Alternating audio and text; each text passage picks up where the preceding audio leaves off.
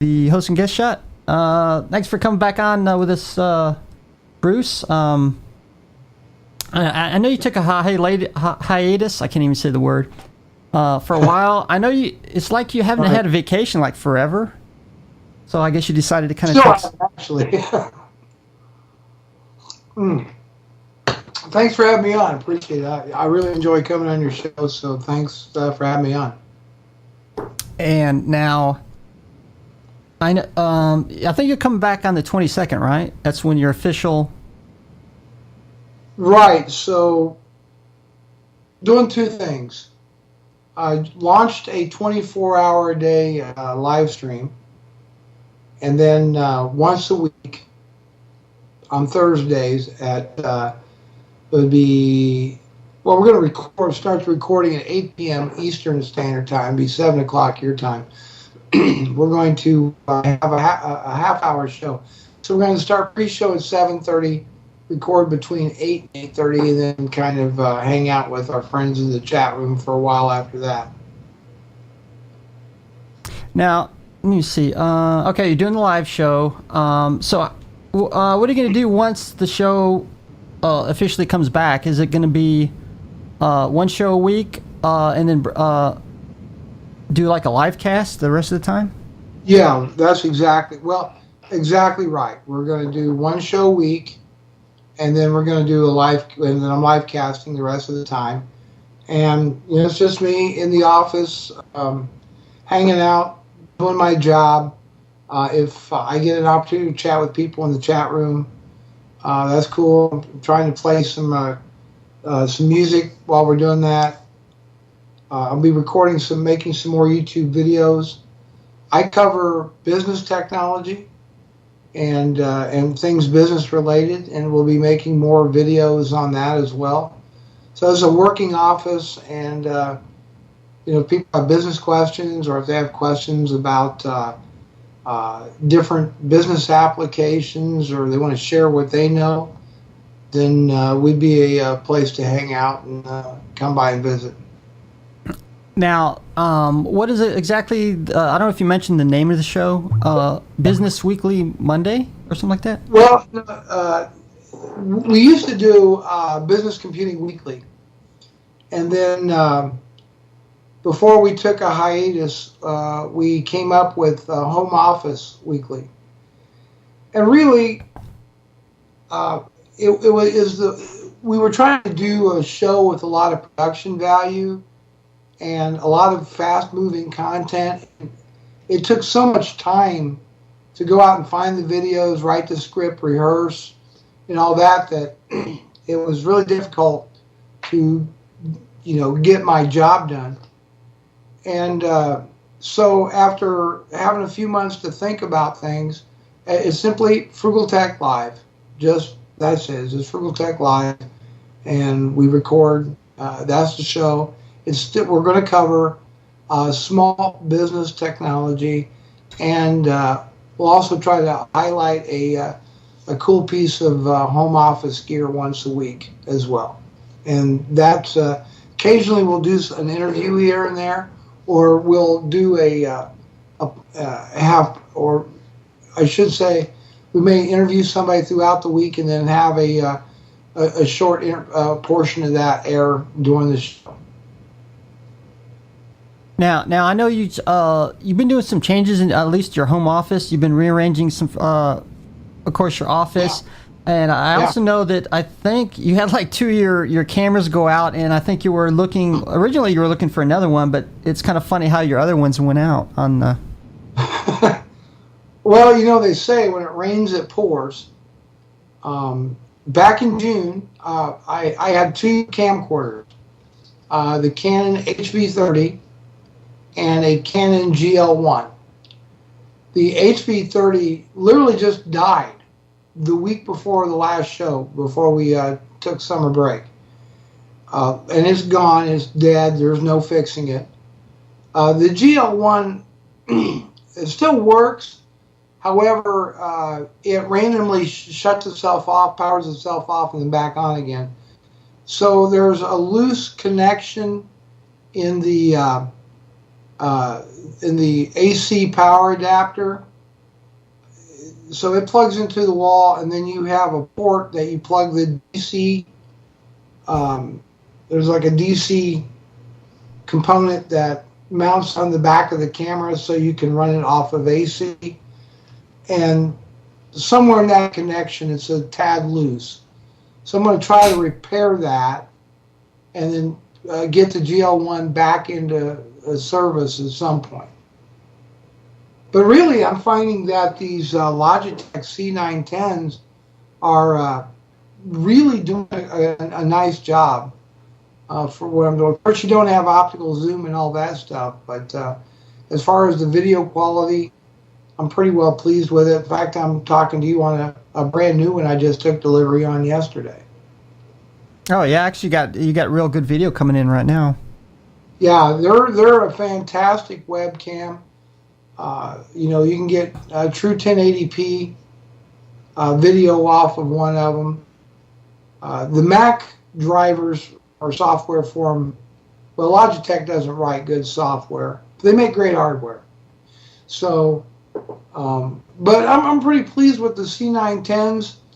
And I think the thing is, on the cameras, that when you look at the consumer grade cameras, they're not really, they weren't designed to run 24 hours a day, 7 days a week. And so they die, I think, rather quickly. And I have, one dead one and one broken one right now. I'm thinking, you know what? If I can make it work with these Logitech C910s, if one of those goes bad, I don't feel all that bad about, $85, $90, gone. But when you have $1,000 camcorder die on you, then you feel pretty bad about that. Actually, I agree with you there because I just recently had a camera go out on me, which is actually my front camera right here, and I think it was due to the same reason. It just wears out because it's on pretty much all the show, and I also use it for YouTube videos and a few other things. So it just wears out being on all the time. So yeah, I kind of agree with you in respects for that. So like I said, I'm real pleased with the video quality I'm getting out of the C910. And, if I was in a Windows environment, then I would have a lot better control over the camera than I do in a Mac environment.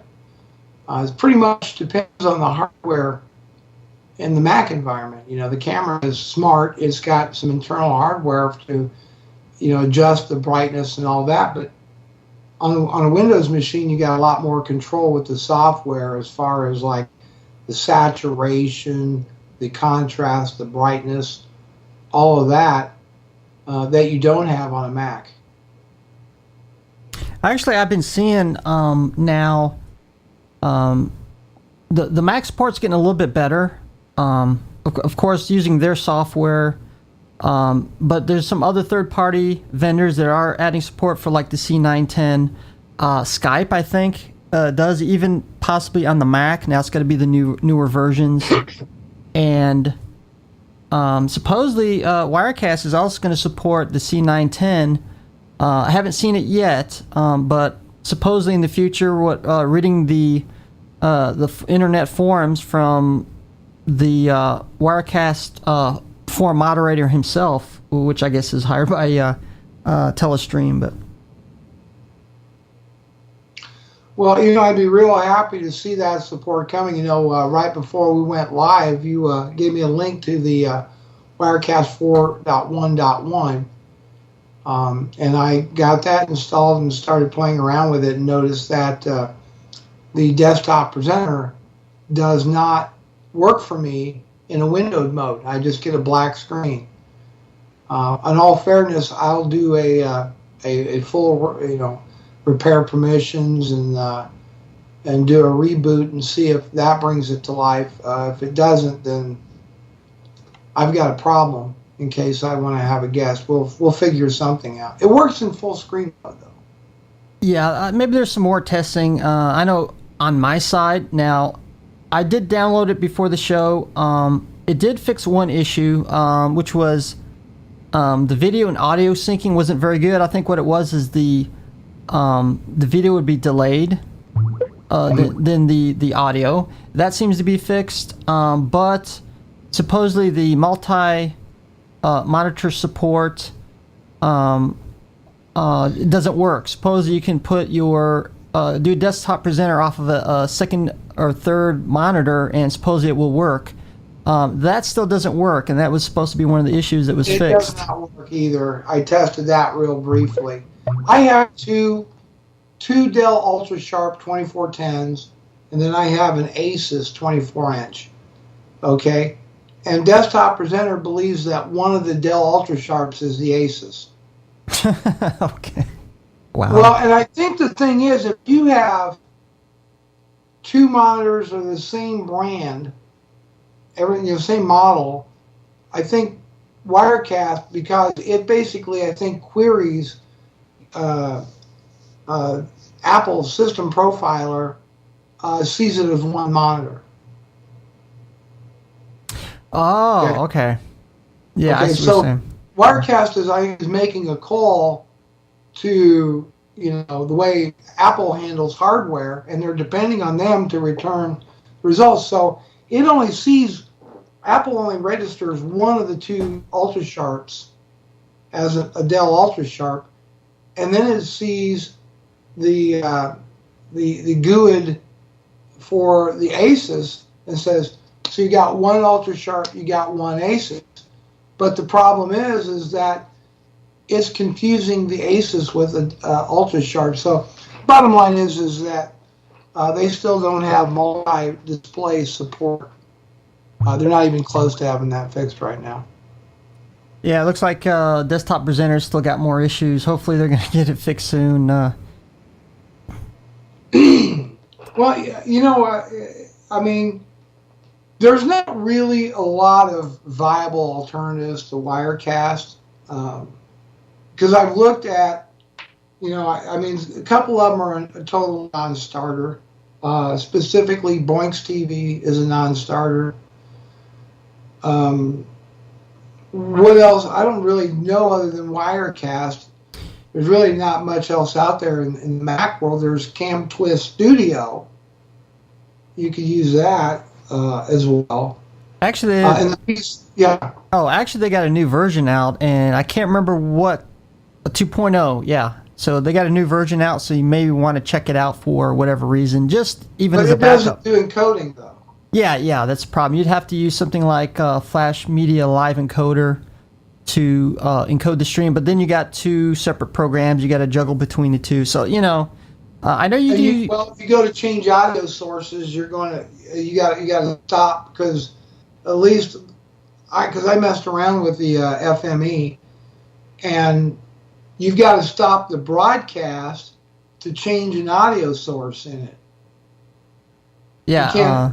You can't change the audio source on the fly in FME. Not that I'm aware of.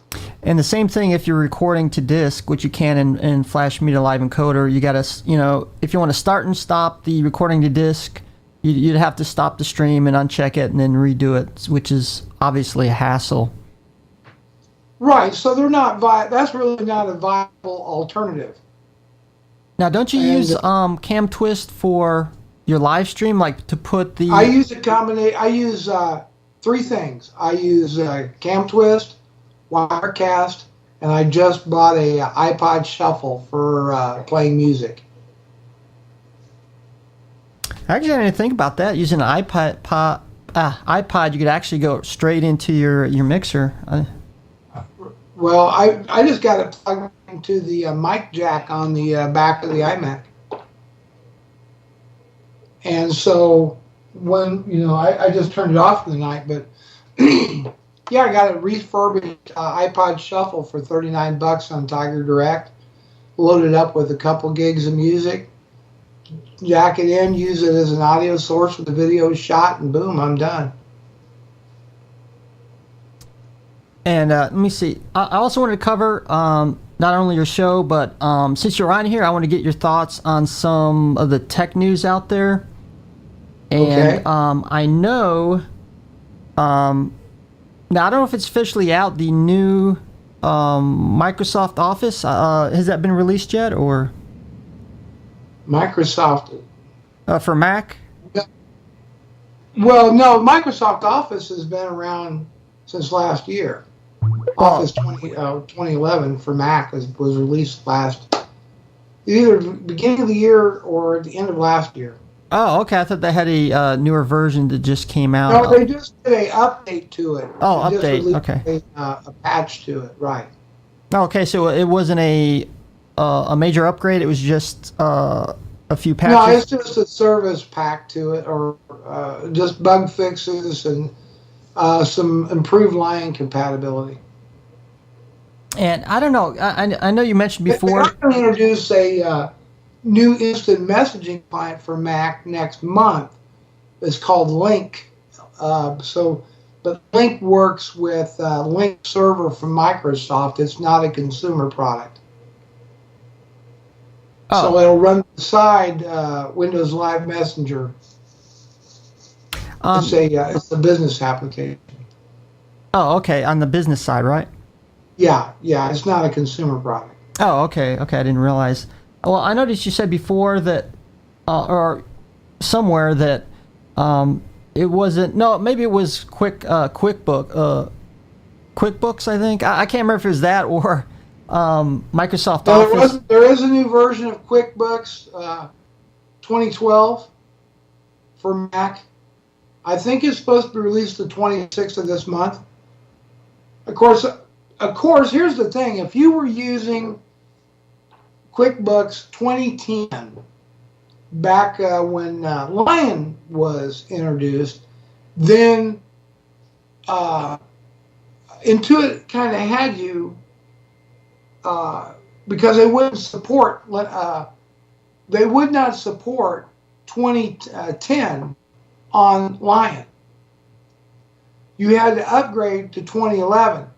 So I did that. And of course, a month or so later, they come out with version 2012. So I think I'm going to pass on 2012 because I just bought version 2011 and it does what I need it to do. Yeah, I know you said before that some of the Mac versions wasn't as quite as good as the Windows version.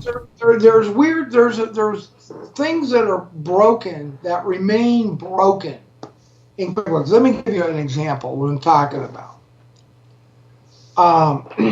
If I add a new customer to QuickBooks for the Mac, right? There's fields that you fill out: first name, last name, and on the Windows side of things, it's smart enough to combine the two and fill out the contact field. Rather than on the Mac side, what it does is it combines the first name, last name, and inserts it into the telephone number field. That was broken in QuickBooks for Mac 2009. It was broken in QuickBooks 2010. It's broken in QuickBooks 2011. Wow. That's stupid. So it shows you that Intuit absolutely doesn't give a damn about Mac users. Yeah. It seems like it takes a long time to get support on the Mac side of things. I don't know if it's due because it natively first ran on Windows, and sometimes I think it's just crossing over the software. There's just always going to be issues. Of course, it'd be nice if they actually eventually fix them, I guess. But well, it's one of the biggest, probably Intuit's one of the major reasons that Parallels makes so much money. Oh yeah, that's because true. There's a lot of people love their Macs. They use QuickBooks. They can't stand working with QuickBooks on the Mac, so they load up a Windows virtual machine and run QuickBooks. So how well does it work? I mean, is there any issues? It should. Well, as far as software, it should work great unless you're crossing over some kind of device into the virtual machine or something.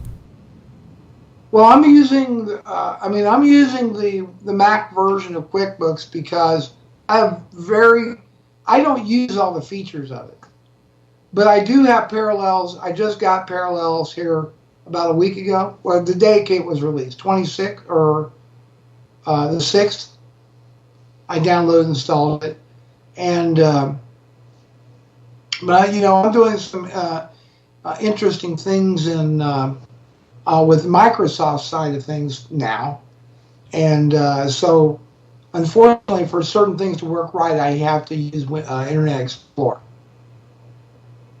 Oh yeah, that's right. That works fine. The only problem I've had with Parallels is I've had twice now this has happened. The Windows screensaver would kick on, and then the virtual machine would freeze. Just entirely freeze up. So I turned off the screensaver, and that issue has not happened since. Really don't need the Windows screensaver in a virtual machine anyway. Okay, I'm guessing you're probably using Lion by now. So how was your upgrade path? Did you have troubles? Did you like what you saw or anything like that? Oh, I had a lot of problems with Lion. Notice past tense. Just weird things were happening because I did probably what a lot of people did, which was the upgrade. And 2 weeks ago, I had some extra time in my hand, and I said enough. And I just went ahead and did a clean install of Lion. And folks, I got to tell you, that's the only way to run Lion is just do a clean install. And that's worked. Lion's not given me any more real major problems since I did a clean install. Yeah, I can see what you mean. I agree. It's probably a clean install is probably in the end probably the best. I did the upgrade simply because I just had so many critical things on there. I didn't want to, reinstall. Or well, actually, I do have Time Machine, so it should fairly. And that works brilliantly, by the way. That's what I did. Is it was real simple. I made a bootable USB drive. Made sure I had a full backup on Time Machine. Did an erase of the hard drive. Did a fresh install of the OS, and then I just went into Time Machine. I brought back my iTunes library, my iPhoto library, my documents, and then and of course I have my DMG files for some of my favorite apps, and then I just kind of did a reinstall of like Office and all that, and that's really been a great way for me to do it. Steve, I'm noticing in the chat room people are talking about Wirecast and podcast producer and so forth. I'd like to give my 2 cents on that as well. Oh, okay, go ahead. Well, Podcast Producer is the Ustream free tool. There's a couple versions of it. There's a free one and a paid, but it does tie you to Ustream. Okay, so unless if you even think about paying the pro version, you're better off just getting the full-blown Wirecast, because that's what it is. It's a subset of Wirecast. Oh, he's talking about, I guess, live stream producer. Well, wait a minute, Procaster. Okay. I was kind of reading that. I thought it was live stream Procaster. Is that based on Wirecast 2? Do you know? I don't know if anybody knows. Live stream Pro. Okay. I guess I'm incorrect. I've not heard of live stream Procaster. See, live stream producer. Some people say producer, some say Procaster. Live stream Procaster. I think I've heard about it. I was on Blog TV for a while, and then I came. Live stream being the. Mogulus, wasn't it before? Or I'm trying to think. Before it was live stream, it was something else. Okay. Okay. Okay. But that still locks you into live stream, then, doesn't it? Yeah, I'm guessing it probably does. Well, it's great if you're planning on either starting out or you're going to stay on there. But obviously, if you're trying to spread out into multi websites at the same time, then obviously you need to think about Wirecast. Well, I think there's also limitations. If you get the Ustream version, what is it, the deluxe one, then you're paying $200. Well, that's right. And that's what I was thinking. I'm sorry. Yeah. That's podcast or Ustream Producer, the free version, and then there's the pro version, which is, like I said, a subset of Wirecast. Yeah, sometimes it's kind of confusing because you got so many. You're starting to see a lot of, websites out there streaming.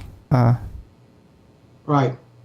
Okay. One more question. I think we talked about it before, and it was since Steve Jobs has stepped down from Apple. What are your feelings on the future of the company and things related to that?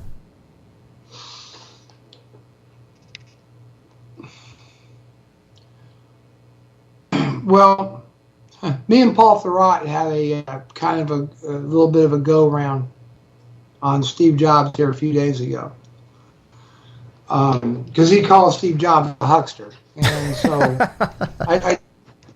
I challenged him on that via Twitter, and we kind of went back and forth a little bit on that. Hey, I didn't put you on the spot, did I, Bruce? Hopefully I didn't. No, not at all. First off, for the near term, Apple's going to be just fine. They have a great 5-year plan in place. They've already got a product roadmap for 5 years out. I think as long as Steve Jobs has a breath in his body, he will still have some degree of influence in that direction. But assuming that he doesn't, I think the real challenge for Apple now is going to be more in the advertising and marketing of its products. I think that's where we're going to see the first and most profound change occur at Apple. Because, Steve Jobs was personally involved in a lot of the marketing campaigns that Apple was doing. And if we take a look at Tim Cook, who is excellent as an operations guy. In other words, he's very adept at making sure the trains run on time at Apple and just-in-time delivery of inventory, logistics, of moving product from point A to point B. Brilliant in that way. He doesn't have the same vision of technology, let's say, that Steve does. Especially, I don't think there's anybody in the tech world who can capture the imagination of customers better than Steve Jobs. Now, you may think he's a huckster like Paul does. You may think he's the second coming. But give the man his due. There's nobody out there that can give a keynote address that can rev up an audience like Steve Jobs can. Actually, you just answered two questions. I was going to ask you a little bit about what you thought about Steve Cook, and my another question was actually going to be, I've been hearing people saying, that Steve Cook, while he's great for the CEO now, that they probably need perhaps another person very much like Steve Jobs that thinks outside the box and is more of a visionary. I'm going to say something that may actually, and these people are out there. Again, Tim Cook is very much like Steve Ballmer in a certain way. Very structured, very detail-oriented, very business-oriented. We get that. But what Tim doesn't have is the long-term vision, the where of advertising and marketing Apple, like Steve does. And he certainly knows Steve Jobs when it comes time to do a keynote or a product release. You'll see that. You'll see that occur. That's my concern for Apple. Well, another thing, I know Steve Jobs is very good at thinking where the market perhaps is heading, and and we see that. Yeah, that's where me and Thurrott got into it. What Thurrott said to me was that